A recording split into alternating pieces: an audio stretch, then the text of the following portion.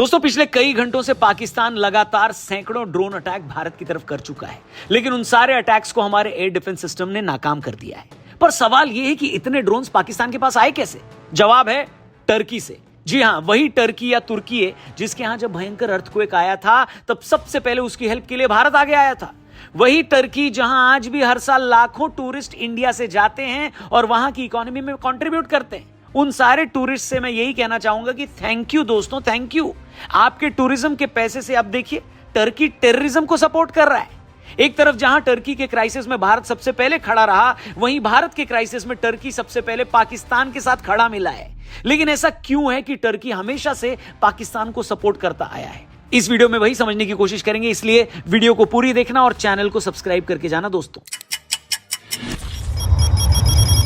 तुर्की और पाकिस्तान के रिश्तों की शुरुआत 1947 में पाकिस्तान के बनने के साथ ही हो गई थी। टर्की उन कुछ गिने चुने देशों में था जिसने पाकिस्तान को सबसे पहले एक आजाद मुल्क के तौर पर मान्यता दी थी।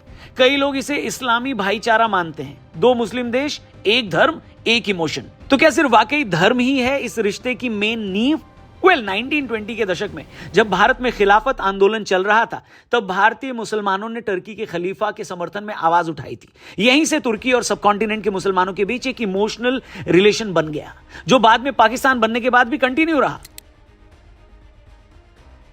अब यह भी जान लेते हैं कि टर्की पाकिस्तान को हथियारों से कैसे मदद करता है। डिफेंस यानी रक्षा क्षेत्र की बात करें तो तुर्की और पाकिस्तान के बीच गहरा सहयोग है। हथियारों की खरीद फरोख्त होती जा रही है। टर्की पाकिस्तान को ड्रोन टेक्नोलॉजी, हेलीकॉप्टर्स और नेवल सिस्टम में मदद करता है।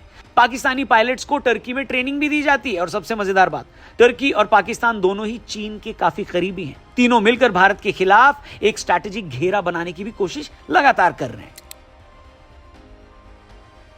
और अगर बात करें सबसे कंट्रोवर्शियल मुद्दे यानी कश्मीर की, तो भैया ये तो भारत का इंटरनल मैटर है। लेकिन तुर्की के राष्ट्रपति कई बार यूएन और अन्य मंचों पर पाकिस्तान को कश्मीर के मामले में सपोर्ट करते आए हैं। इसके अलावा इससे पहले हुए कई युद्धों में भी टर्की ने पाकिस्तान को सपोर्ट किया है। बात करें 1965 और 71 के वॉर की, तो टर्की ने पाकिस्तान को मॉरल सपोर्ट दिया था कि भाई तू लड़, तेरा भाई तेरे साथ खड़ा है। करगिल 1999 के दौरान भी तुर्की ने पाकिस्तान के पक्ष में बयान दिए थे। पुलवामा अटैक 2019 के बाद भारत के बालाकोट स्ट्राइक को तुर्की ने इंडिया का एग्रेशन कहा था और पाकिस्तान की बात की, उनको सपोर्ट किया। 2023 के बाद टर्की ने लगातार OIC, organisation of Islamic cooperation जैसे मंचों पर कश्मीर का मुद्दा उठाया है और हर बार भारत ने कड़ी प्रतिक्रिया भी दी है। अब अगर भारत और पाकिस्तान के करंट सिचुएशन की बात करें, अभी के हालातों की बात करें, तो टर्की के दिए हुए ड्रोन को पाकिस्तान लगातार भारत पर आजमा रहा है। हमारे 36 शहरों को उसने उसी ड्रोन से टारगेट किया है।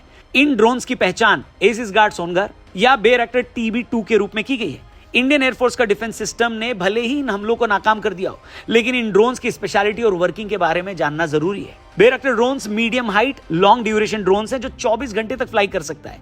रेंज इनकी 300 किलोमीटर तक है। 150 किलो का ये पेलोड ले सकता है। ये भी लेजर गाइडेड स्मार्ट म्यूनिशन से लैस हो सकता है। ये सटीक निशानों के लिए हेल्पफुल होता है। इसमें स्पेशल इलेक्ट्रो ऑप्टिकल और इंफ्रारेड कैमरास हैं जो पूरे दिन और पूरी रात निगरानी में यूजफुल हैं। लेकिन इतनी क्वालिटीज होने के बाद भी भारत के अपने स्वदेशी एयर डिफेंस सिस्टम आकाश ने इनको मार गिराया है। पर सवाल यह है कि एक ऐसे टाइम पर जब वॉर चल रहा है, वहां तुर्की जैसा देश हमारे ही दुश्मन की हेल्प में लगा है। पर इससे भी इंपॉर्टेंट सवाल यह है कि क्या इससे हमें कोई फर्क पड़ता है? हमारे अंदर शत्रुबोध यानी एनिमी की पहचान करने की कैपेबिलिटी है क्या?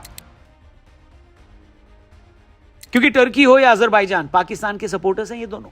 एक कॉमन सिटीजन के तौर पर क्या हम ये जानते भी हैं कि इन देशों में जब हम घूमने जाते हैं तो हमारा ही पैसा इनडायरेक्टली इनकी इकोनॉमी बढ़ाता है और फिर उसी से ये वो ड्रोन बनाकर पाकिस्तान को देता है जो वो हम पर उड़ाते हैं। रशिया, टर्की और ईरान के बाद इंडिया अब अजरबैजान में टूरिज्म का चौथा सबसे बड़ा सोर्स है। 2024 में वहां 2,43,000 लोग गए थे। 2023-24 में टर्की में 3,36,000 लोग गए घूमने। ऐसे ही हमारे यहाँ फिल्मों की शूटिंग के लिए और घूमने के लिए वहां लाखों लोग जाते हैं। पर सवाल यह है कि क्या हमारे अंदर इतनी भी समझ नहीं है कि ऐसे देश के टूरिज्म सेक्टर को बढ़ावा देकर हम अपने ही खिलाफ खुद का पैसा इस्तेमाल कर रहे हैं? बताइए। फिर दोस्तों आप ही बताइए कि क्या ये सब जानने के बाद भी एक आम भारतीय तुर्की यानी टर्की के प्रति या फिर हर उस देश के प्रति अपनी सोच को बदलेगा जो ऐसे डिफिकल्ट टाइम में भारत के दुश्मन का सपोर्ट कर रहे हैं? जवाब है नहीं। क्योंकि एक तो फंडामेंटली भारत के लोग दिल से जहरीले होते नहीं है, और दूसरा हमारे यहां अभी भी कौन हमारा दोस्त है, कौन हमारा दुश्मन है, इसको जानने की, इसको समझने की शक्ति हम में नहीं है। या फिर हम जानते हुए भी आंख बंद करके सब इग्नोर करते जाते हैं।